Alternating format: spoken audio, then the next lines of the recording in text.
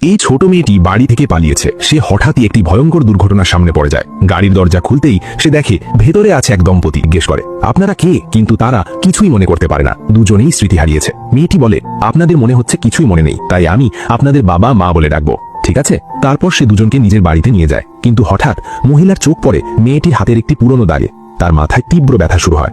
ভাঙা ভাঙা কিছু স্মৃতি ভেসে ওঠে। আমার মেয়ে নিশি। কিন্তু মেয়েটি বলে, আমার নাম নিশি না। পুরুষটি জিজ্ঞেস করে, তাহলে নিশিকে? মহিলাও কিছু মনে করতে পারে না। তারা জানে না এই দুর্ঘটনার কারণ ছিল তাদের হারিয়ে যাওয়া মেয়েকে খুঁজতে গিয়ে। আর সেই ছোট মেয়েটি তাদের নিজের রক্তের সন্তান। কয়েক ঘন্টা আগেই মেয়েটি শুনেছিল তার ফুফু বলছে এই মেয়েটাকে 10,000 টাকায় বিক্রি করবে। ভয়ে সে একা বাড়ি ছেড়ে পালায়, আর তাতেই এই দুর্ঘটনার সঙ্গে জড়িয়ে যায়। এভাবেই শুরু হয় সবকিছু। লোকটি মহিলাকে বলে, আগে জামা কাপড় বদলাও, ঘরটা গুছিয়ে নি। কিন্তু হঠাৎ মহিলা দেখে তার হাতে দামি ঘড়ি। সে রেগে যায়, আমরা এমন অবস্থায় আর তুমি ঘড়ি কিনেছো, চলো এটা বিক্রি করে দিই, ঘরের খরচ চলবে। সে মেয়েটিকে জিজ্ঞেস করে, কোথায় বিক্রি করা যাবে? মেয়েটি বলে, বাজারে সবাই বিক্রি করে। পরদিন মেয়েটি ঘড়ি নিয়ে বাজারে যায়। হঠাৎ ধাক্কা লাগে এক ধনী যুবকের সঙ্গে। তার সহকারী দেখে এই ঘড়িটা তো আমাদের স্যারের। জিজ্ঞেস করা হয়, এই ঘড়ি কোথা থেকে পেলে? মেয়েটি বলে, আমার বাবার। তোমার বাবাকে? আমি জানি না। তারা ভাবে মেয়েটা চুরি করেছে। ভয়ে সে দৌড়ে পালায়। বাড়ি ফিরে কাঁদতে কাঁদতে বলে, ঘড়িটা হারিয়ে ফেলেছি। লোকটি বলে, একটা ঘড়িই তো, কিছু না। মহিলা রেগে যায়, তুমি ওকে কি শিখিয়েছ? লোকটি শপথ করে, আমি তোমাদের ভালো রাখবো। একদিন পাহাড়ে জ্বালানি কাঠ তুলতে যায় তারা।